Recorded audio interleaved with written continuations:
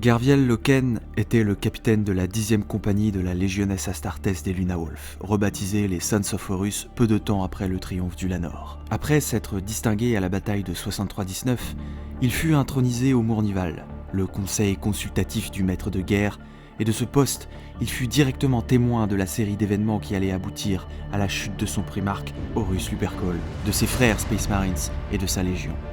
Il fut l'une des premières victimes de la guerre civile cataclysmique que fut l'hérésie d'Horus, car reconnu pour sa sincère fidélité envers l'empereur et son rejet des loges guerrières, il fut envoyé sur Isvan III pour y mourir à son insu. Il survécut au premier bombardement et fut l'un des commandants Space Marines à organiser la résistance des loyalistes contre les traîtres, prolongeant le conflit sur la planète. Finalement, il fut vaincu et porté disparu. Il sera retrouvé et sauvé bien après la fin de la bataille par Nathaniel Garro et des membres des Chevaliers Errants, confrérie qu'il intégra afin de continuer son combat contre son primarque Félon et ses frères déchus. Au service de Malcador le Sigillite, il a traversé l'âge des ténèbres, de Isvan à Terra en passant par Molech, et fut un observateur de premier plan des événements et des coulisses de la guerre des ombres contre l'architraître et ses sombres maîtres.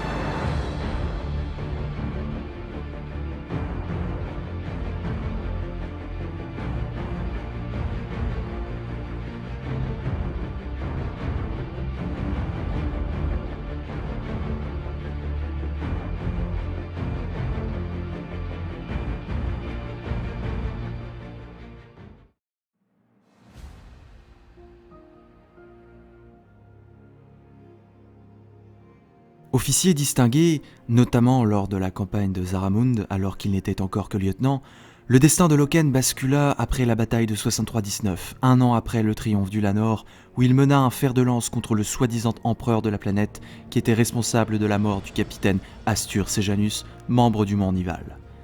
Il atteignit le palais ennemi où il fut témoin de l'exécution du dirigeant planétaire par Horus. Il fut ainsi choisi pour intégrer le Mournival, le conseil privé d'Horus, en remplacement de Sejanus. Cette promotion fut appuyée par son ami, le capitaine Tarek Torgadon, ainsi que par le premier capitaine de la 16e Légion, Ézéchiel Abaddon, eux-mêmes membres du Mournival. En plus d'Horus Aximande, ils formèrent le dernier véritable Mournival avant la tragédie de l'hérésie. Sa force de caractère avait été garantie à Horus par pas moins que le primarque des Imperial Fist Rogal Dorn, qui appréciait l'attitude calme de Loken. Au cours d'une brève visite sur le Vengeful Spirit, avant le retour de la 7e Légion sur Terra, Dorn conseilla à Loken de toujours dire ce qu'il pensait, appréciant son humanité qui équilibrerait le Mournival. Sa première action comme membre du Mournival fut de mener des opérations de conformité impériale sur le monde nouvellement conquis de 63-19. En effet, des insurgés avaient fui vers les massifs montagneux de l'hémisphère sud, occupant une forteresse au milieu d'une rangée de sommets appelée le Pic des Murmures. La 10e compagnie de Garviel Loken arriva pour soutenir les soldats de l'armée impériale en difficulté. Sur place, une voix étrange apparut sur les dispositifs de communication Vox utilisés par les Lunawolf, une voix qui était en réalité celle d'une entité du chaos, créature totalement inconnue à cette époque par les forces Astartes. Les murs entre le monde physique et l'immatérium étaient inhabituellement minces dans cette région de 63-19, et la voix s'est identifiée comme étant Samus, menaçant implicitement les Lunawolf. Loken et ses hommes chassèrent la source de la communication et nettoyèrent la forteresse de la présence des rebelles. Durant l'opération, un sergent du nom de Xavier Joubal fut possédé par le démon du chaos qu'était Samus et fut transformé, attaquant ses frères Astartes. Après une confrontation féroce, Loken parvint finalement à tuer la forme mutante qu'était devenue Xavier Joubal. Cette confrontation commencera à susciter chez le capitaine une profonde inquiétude quant au fait que la vérité impériale était peut-être dans l'erreur, de même que tout ce qu'il avait appris sur la religion et le surnaturel, perçu rien de plus que comme des superstitions à éradiquer. Témoin de cet événement, la commémoratrice Euphratie Killer et littérateur Kirill Sinderman, qui accompagnait la 10e compagnie, virent cette possession et leur destin se lièrent avec celui de Loken suite à cet affrontement qui fut le premier combat officiel entre des Astartes et des démons du chaos. Notons qu'à eux trois, Loken, Killer et Sinderman seront de futurs grands représentants de 3 institutions vouées à combattre le chaos dans l'avenir. Profondément bouleversé par ce qu'il a vu, Loken verra néanmoins son opération dans les pics des murmures étouffée par le maître de guerre et ses officiers supérieurs. Horus en personne révélera à Loken que c'était le Warp qui avait possédé Jubal. Même si le maître de guerre ignorait réellement la nature de l'Immaterium, tenu à l'écart de ces questions par l'empereur.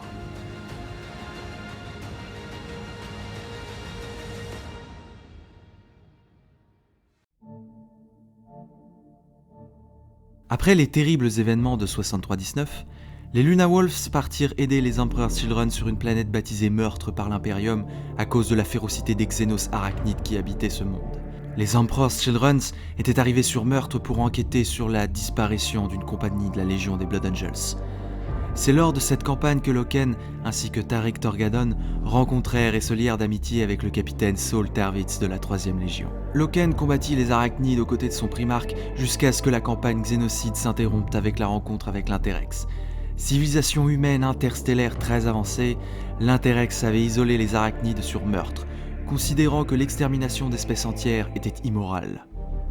Souhaitant intégrer de manière pacifique cette civilisation humaine, Horus engagea des pourparlers sur l'une de leurs planètes, Xenobia Principis. Loken faisait partie, avec le Mourvnival, de la délégation diplomatique de son primarque, ainsi qu'Erebus, le premier chapelain des Worldbearers, arrivé peu de temps après la fin de la campagne sur Meurtre. Mais après 2 semaines de pourparlers infructueux, la Galerie des Objets, un édifice de l'Interrex qui ressemblait à un musée et comprenant de nombreuses collections d'armes, fut infiltrée et incendiée par un intrus qui vola une arme dénommée l'Anatham et assassina le conservateur. Loken combattit les soldats de l'Interrex soudainement devenus belliqueux et exfiltra le maître de guerre. Après la tentative ratée d'Horus de négociation pacifique avec l'Interrex, les Luna Wolves furent renommés les Sons of Horus, faisant craindre à Loken que les traditions de la Légion soient oubliées. Lorsque Horus rejoignit Davin pour y châtier le gouverneur félon Eugène Temba, Loken combattit les hordes de cadavres animés qui se jetaient sur les Sons of Horus, alors qu'Horus avait disparu dans les entrailles de l'épave du vaisseau amiral de Temba, le Glory of Terra, échoué sur Davin. Lorsque le maître de guerre ressortit du Glory of Terra, affreusement blessé à l'épaule par l'anathame de l'Interrex mystérieusement manié par Temba, Loken fut témoin de la chute d'Horus dans le coma et fit partie de ceux qui ramenèrent le corps du maître de guerre sur son vaisseau amiral, affolé par l'agonie de son père génétique. Malgré l'impuissance des apothicaires à combattre le mal qui tuait Horus, Garviel Loken s'est opposé à la proposition d'Erebus d'emmener Horus dans le Delphos sur Davin, le temple de la loge du serpent, afin que celui-ci soit guéri par des chamans qui étaient en réalité des sorciers du chaos. Tandis qu'Abaddon et Horus Aximandre s'opposaient à lui dans l'espoir de sauver la vie de Horus Lupercal par tous les moyens nécessaires, Tarik Torgadon se tenait aux côtés de Loken, partageant sa conviction qu'une telle violation de la vérité impériale en faisait appel à la superstition et la magie ne pouvait que causer un préjudice encore plus grand que la mort du primarque. La rupture dans le Mournival à propos de cette question a presque abouti à la confrontation physique, mais Loken a fini par accepter d'attendre le résultat du rituel. Horus ressortit du Delphos, transformé, rempli de jalousie, d'égoïsme, de haine contre son père l'empereur, et assoiffé de pouvoir absolu. C'était un homme qui avait donné son âme au dieu du chaos en échange des pouvoirs du Warp. La première action d'Horus fut de se diriger dans un secteur de la galaxie inconnu sans d'autres explications, vers une planète du nom d'Oreus, habitée par une civilisation humaine développée portant le nom de technocratie aurétienne. Horus attendit l'arrivée d'Angron et de ses World Eaters, puis assassina l'ambassadeur de ce monde avant de déclencher l'invasion de la technocratie aurétienne afin de s'emparer de leur technologie SCS de pointe. Cette invasion dura 10 mois, et les Sons of Horus et les World Eaters menèrent les combats sur la surface d'Oreus. Après des mois de massacres, le dernier bastion de la résistance aurétienne connu sous le nom de Citadelle de Fer tomba finalement aux mains des Astartes. Loken participa au combat tout en éprouvant de la honte face à ce massacre incompréhensible à ses yeux. Il constatait le changement de comportement de son primarque, ainsi que l'influence de plus en plus malsaine des loges guerrières au sein de sa légion, qu'il a toujours refusé d'intégrer, ainsi que celle d'Erebus, qu'il soupçonnait d'être le voleur de l'anathame sur Xenobia. Cette attitude a valu à Loken la défiance d'Horus, d'Abaddon et d'Aximandre. Ses seuls alliés étant son ami Torgadon, lui-même en conflit avec les loges qui regroupaient à présent la majorité des Sons of Horus, et le très vieux vétéran de la Légion, Iacton Cruz. Comprenant que de sombres événements se préparaient, il demanda à Iacton Cruz de protéger Kirill Sinderman et Euphrati Killer si quelque chose devait lui arriver. Par cette requête que le vétéran Space Marines honorera, il sauvera de fait Sinderman et Killer, ainsi que Cruz quand ce dernier les emmènera sur un vaisseau de la Death Guard, durant la trahison d'Isvan et le massacre des commémorateurs qui s'ensuivit. Une frégate du nom de l'Eisenstein, commandée par le loyaliste Nathaniel Garraud de la Death Guard. Mais pour Loken, un autre destin l'attendait. Un destin qu'il n'aurait jamais pu imaginer. La trahison ultime dont il allait être l'une des premières victimes. Félonie qui eut lieu sur un monde qui fut le théâtre du premier affrontement de l'hérésie. Is-23. Profitant d'une opération de reconquête suite à la rébellion de son gouverneur planétaire, Vartus Pral, Horus choisit le monde de Is-23 pour se débarrasser des membres loyalistes des 3 Légiones Astartes dont les primarques avaient ouvertement rejoint sa cause, les Emperor's Children, les World Eaters et la Death Guard, en plus de ses propres Sons of Horus. Garviel Loken, avec son ami Torgadon ainsi qu'environ un tiers des 4 Légiones Astartes cités, fut considéré comme un loyaliste à éliminer et fut donc envoyé reprendre la capitale de Is-23, la cité Corale. Une fois les combats contre les rebelles de la planète engagés, un avertissement de dernière minute émanant de Saul Tarwitz concernant la trahison imminente offrit à Loken et à la plupart des loyalistes assez de temps pour se mettre à l'abri et survivre ainsi au bombardement viral lancé par Horus dans l'espoir d'exterminer les Space Marines à la surface. Malgré l'avertissement de Tarwitz, au moins un tiers des Astartes loyalistes furent tués par les bombes virales. La trahison d'Horus maintenant dévoilée, Loken et Torgadon ainsi que les autres loyalistes survivants de leur légion reprirent le nom des Luna Wolf pour symboliser leur scission avec les Sons of Horus et leur volonté de combattre ouvertement les traîtres du maître de guerre. Suite à l'atterrissage d'Angron et de sa légion sur Is-23 pour affronter les yeux dans les yeux les loyalistes, Horus fut forcé de mener une guerre d'attrition, offrant à Loken l'occasion de lui faire payer sa félonie. Sur les vestiges de la cité Corale, le courageux capitaine mena les survivants Luna Wolf dans une stratégie défensive visant à faire saigner les légions renégates pendant plusieurs mois solaires, rejoignant la stratégie de Tarwitz qui voulait offrir le plus de temps possible au capitaine Nathaniel Garraud de prévenir Terra de l'acte impossible d'Horus. Les Space Marines fidèles à l'Empereur ont réussi à tenir Is-23 pendant environ 2 à 3 mois. Vers la fin de la résistance, Loken fit face à Karn, écuyer d'Angron, et parvint à l'empaler sur un Land Raider. Puis arriva la bataille finale. Ézéchiel Abaddon et Horus Aximandre se rendirent à la surface pour affronter Garviel Loken et Tariq Torgadon face à face, durant la dernière offensive des traîtres qui verra l'effondrement de la résistance loyaliste sur place. Loken combattit courageusement Abaddon dans un duel à mort, mais il ne put sauver son ami Torgadon qui fut décapité par Aximandre sous ses yeux. Mis à mal face aux talents martiaux d'Abaddon et l'avantage que lui procurait son armure Terminator, Loken fut grièvement blessé par le premier capitaine. Alors qu'Abaddon allait l'achever, le bâtiment dans lequel il affrontait ses anciens frères du Mont Nival fut détruit par le pied du titan Imperator Dies Irae, faisant s'effondrer la structure sur lui. Loken avait disparu, les loyalistes massacrés. Horus déclencha alors un dernier bombardement orbital de la planète, ce qui mit fin définitivement à la résistance des loyalistes sur Isvan. Cependant, par un coup du sort, par la volonté de l'empereur, Loken n'est pas mort dans le bombardement. Quelques mois plus tard, bien après que la flotte de Horus eut commis l'épouvantable massacre du site d'atterrissage sur Isvan 5, l'endurant capitaine a finalement réussi à se dégager des décombres de la cité Corale. Malheureusement, l'esprit de Loken avait été brisé par le traumatisme de la trahison et de ses blessures, et il avait perdu à la fois sa mémoire et son identité. À la place, il endossa un nouveau rôle et se baptisa Cerbère d'après d'anciennes légendes terriennes du chien qui gardait les portes du monde souterrain. Loken choisit cette identité parce qu'il croyait que la mort l'avait rejeté. Il était devenu le monstre qui hante les ruines carbonisées dévastées d'Is-23, tuant les autres survivants de la trahison, en se croyant le dernier Space Marines loyaliste existant dans la galaxie. Cela changea lorsque le capitaine Nathaniel Garraud est retourné à Is-23. Garraud avait été envoyé dans le but précis de rechercher un survivant comme recrue pour rejoindre les Chevaliers Errants, la confrérie secrète composée de Space Marines loyalistes, originaires de diverses légions, loyalistes comme renégates. Malcador avait fondé cet ordre pour mener la guerre des ombres contre les forces occultes qui influençaient Horus. Accompagné des chevaliers errants Taïlos Rubio et Masser Varen, Garraud rencontra une poignée de survivants humains qui parlèrent d'une bête qui les chassait. Prenant les choses en main, Garraud se rendit dans le repère de la prétendue bête d'Is-23 et découvrit un cadavre décapité qui s'avérait être celui de Tariq Torgadon. Il fut soudainement et violemment attaqué par le Cerbère, un Astartes dans un état psychotique. Cerbère s'en prit aux civils, en massacrait la plupart avant de disparaître suite à une attaque psychique de Rubio. Mais les chevaliers errants comprirent que Cerbère s'en prenait aux humains survivants pour une bonne raison. Suite aux bombes virales qui avaient purgé Is-23, des démons de la peste de Nurgle avaient utilisé les cadavres humains comme des hôtes. Par centaines, les monstres se levèrent pour attaquer Garou, Rubio et Varenne. Alors qu'ils étaient submergés, Cerbère réapparut et dans sa folie furieuse massacra les morts-vivants, sauvant les chevaliers errants. Cependant, une fois les démons détruits, Garou et Cerbère s'affrontèrent de nouveau. L'Astartés fou ne voyant en Garou et ses hommes que des traîtres envoyés par Horus pour le détruire. C'est lors de ce dernier combat que Garou parvint à briser l'amnésie de Cerbère et de toucher le cœur de l'homme de bien qui restait au fond de sa psyché, lui rappelant qui il était vraiment et que l'empereur avait encore besoin de lui pour sauver l'Imperium.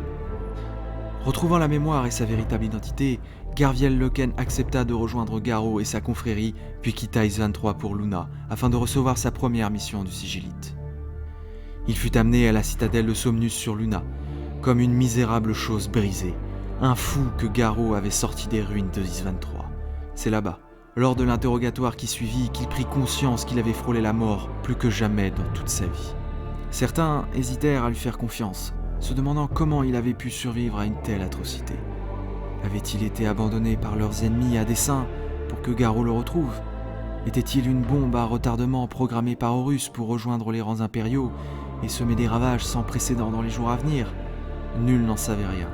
Mais des hommes puissants avaient pris la parole en la faveur de Loken, tels que Garou et Malcador, et sûrement Rogaldorn. Quoi qu'il en soit, ces interrogatoires n'avaient simplement rien trouvé d'assez grave pour aller à l'encontre des vœux du régent de Terra et du prétorien de l'empereur pour accueillir Loken au sein des Chevaliers errants. Garviel Loken intégra la confrérie des Space Marines en gris et s'engagea dans la guerre des ombres pour contrecarrer Horus et les traîtres. Après sa mission sur Caliban, Loken fut convoqué sur Terra par Malcador le Sigillite et Leman Russ le primarque des Space Wolves. Cherchant à tuer Horus, le roi loup élabora un plan audacieux. Envoyer une escouade de chevaliers errants infiltrer le navire amiral d'Horus, le Vengeful Spirit, se trouvant à ce moment même sur l'orbite du monde chevalier de Molech. Les chevaliers errants étaient chargés de préparer le terrain à un assaut massif des Space Wolves sur le vaisseau. Cet assaut devait être dirigé par le roi loup lui-même, et son objectif serait d'éliminer l'architraître avant son arrivée sur Terra. Loken fut chargé par le Sigillite du commandement de cette mission vitale et fut autorisé à choisir ses propres membres. L'ancien Luna Wolf recruta 9 chevaliers errants, dont Taelos Rubio, Macer Varenne, Yakton Cruz et d'autres. À la demande de Leman Russ, cette équipe accueillit Bror Tirefinger. Le dernier membre fut le Luna Wolf Sevarian. Utilisant un vaisseau furtif technologiquement avancé, le groupe réussit à infiltrer le vaisseau amiral du maître de guerre sans être détecté. Alors qu'il s'enfonçait plus profondément dans les entrailles corrompues de l'immense cuirassé de classe Gloriana, Bror Tirefinger laissa des runes à divers endroits du navire pour guider le futur assaut des Space Wolves. Certains des chevaliers errants périrent au cours des escarmouches et le reste de l'escouade fut finalement capturé et amené à la cour de Lupercal, devant le maître de guerre lui-même. Horus tenta d'inciter Loken à le rejoindre, et bien que tenté par l'offre de son père, il défia son ancien primarque, se souvenant de ses serments sacrés de servir l'empereur au-dessus de tous les autres. La confrontation entre le père et son fils permit aux compagnons de Loken de s'en prendre à leur ravisseur. Plusieurs autres membres de l'escouade de Loken furent tués lors des combats qui ont suivi, et notamment Yakton Cruz, assassiné par Horus en personne.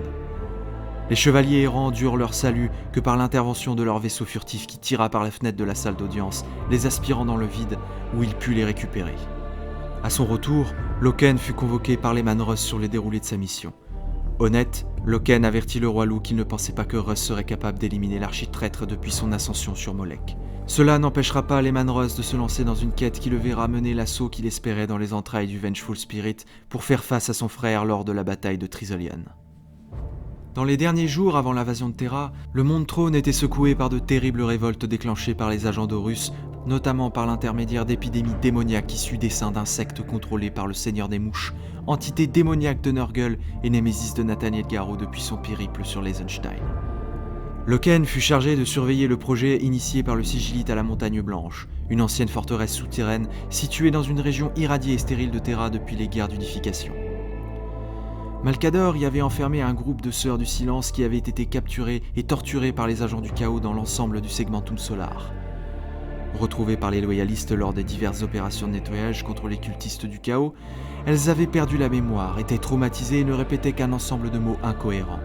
Elles furent détenues pendant que des chercheurs déterminaient ce qui leur avait été infligé. En fait, les sœurs faisaient partie d'un complot des traîtres, visant à assassiner le sigillite en déclenchant un ordre mental subliminal qui avait été psychiquement ancré par un apôtre noir dans l'esprit de Tylos Rubio lorsque l'ancien ultramarine combattait à Kals. La conspiration se déclencha lorsque Malcador, accompagné de Rubio, arriva dans la Montagne Blanche pour interroger les membres de la sororité. À ce moment, la forteresse fut assaillie par des sectateurs du chaos commandés par le Seigneur des Mouches. Loken et les autres chevaliers errants ont été déployés sur les pentes de la forteresse pour faire face à l'assaut, tandis qu'au cœur du complexe, le conditionnement mental de Rubio était déclenché par les paroles incohérentes des Sœurs du Silence, qui en sa présence activèrent l'ordre dans sa psyché « Tuer Malcador ». Rubio attaqua le sigillite, vulnérable comme jamais car le régent était privé de ses phénoménales pouvoirs psychiques en raison de la technologie anti-psyker de la forteresse et de la concentration des Sœurs du Silence porteuses par définition du gène du paria. Mais c'était mal connaître Malcador qui, même privé de ses pouvoirs, restait étonnamment difficile à tuer pour un si vieil homme. Le sigillite réussit à arrêter les coups du gladius de Rubio grâce à un champ de conversion qu'il dissimulait. Cette technologie renvoyait chaque violent coup de lame dans un flash de lumière intense qui mirent Rubio à terre. Malcador en profita pour éliminer les Sœurs du Silence qui annulaient ses pouvoirs psychiques, pour reconditionner l'esprit du chevalier errant, tout en découvrant l'identité de l'apôtre qui avait reconditionné Rubio sur Kals, Erebus des Worldbearers. Sur les pentes de la Montagne Blanche, Loken et les autres chevaliers errants réussirent à vaincre l'assaut du chaos, bien que Macer Varen ait été mortellement blessé puis possédé par le Seigneur des Mouches, attaquant par la suite Loken. Mais ce qui restait du World Eater parvint à reprendre un temps le contrôle de son corps grâce aux paroles du Luna Wolf, le suppliant de se souvenir de qui il était. Varen trouva la volonté de repousser la possession démoniaque et de se sacrifier en se faisant sauter avec des grenades qu'il avait arrachées à Loken. La bataille prit fin lorsque le sigillite arriva sur le champ de bataille et éradiqua la présence des entités du Warp dans le monde matériel de par ses époustouflants pouvoirs psychiques. À peine les combats terminés, Loken reçut l'ordre de Malcador de le suivre lui et tous ses frères chevaliers survivants vers la dernière étape de sa carrière, le palais impérial où l'empereur les attendait. Arrivés dans le palais impérial, Loken et 8 autres chevaliers errants ont été amenés par le sigillite dans une chambre située sous le complexe du palais impérial. Ici, Loken fut témoin comme ses frères chevaliers d'une vision d'un avenir possible que Malcador montra dans leurs esprits. Un avenir qui adviendra s'ils échouaient, un avenir où Terra et le système Sol étaient annihilés et où des abominations impossibles, originaires de l'immatérium, s'emparaient de l'univers matériel, réduisant l'humanité à l'esclavage et à leur appétit répugnant. Alors l'empereur lui-même leur apparut, tel un soleil devant qui rien ne pouvait être caché. Loken et ses compagnons s'inclinèrent devant leur seigneur. L'empereur leur expliqua qu'ils avaient été sélectionnés et testés dans leur rôle de chevaliers par Malcador durant la guerre des ombres pour devenir les fondateurs d'un nouvel ordre combattant de Space Marines qui mènerait une guerre éternelle, non pas contre des adversaires physiques et habituels, mais contre les horreurs du Warp et les dieux sombres, afin de préserver l'humanité de l'influence du chaos. Alors qu'il étudiait chacun des guerriers tour à tour, le maître de l'humanité leur révéla que les traîtres avaient conclu des pactes avec des puissances qui ne rêvaient qu'à servir le genre humain et à conquérir la galaxie. Des entités contre lesquelles les légionnaires Astartes n'avaient pas été préparées ni conçues pour y faire face. Louant la sagesse de Malcador pour avoir mis en place leur fraternité, l'empereur acta leur création comme des combattants dédiés uniquement à cette guerre, une arme nouvelle de l'humanité contre le pire de ses ennemis, les dieux du chaos et leurs serviteurs démons. Et pour rejoindre le nouvel ordre, chacun des Astartes choisis devait être prêt à laisser son passé et tout ce qu'il avait été autrefois derrière lui et repartir à zéro. Chacun dut prendre un nouveau nom et une nouvelle identité en devenant les leaders de cet ordre. Loken était destiné à devenir Crius, l'un des grands maîtres fondateurs de cet ordre combattant. Mais en regardant dans les yeux de l'empereur en personne pour la première fois, il réalisa que ce destin n'était pas le sien. Dès que le maître de l'humanité disparut, le Luna Wolf refusa d'abandonner son passé et déclina la nouvelle identité proposée par Malcador et le rôle que le régent souhaitait le voir remplir. Le Luna Wolf revint à la surface du monde trône, tandis que ses camarades accompagnèrent Malcador à travers un portail de la toile Eldar, et y disparurent. Ils arriveront sur Titan, et là-bas Malcador leur enseignera tout ce qu'ils savaient pour mener cette guerre secrète et capitale pour l'âme de l'humanité. Là, ils deviendront les Chevaliers Gris, les chasseurs de démons. Quant à Garvial Loken, eh bien, il était prêt à affronter une nouvelle fois les Sons of Horus et faire payer la trahison du maître de guerre. Par conséquent, Il rejoignit Nathaniel Garro, désormais libéré du service de Malcador sur les remparts du palais. Là, les deux amis firent un serment de l'instant. Servir l'Imperium jusqu'à la mort et abattre les traîtres.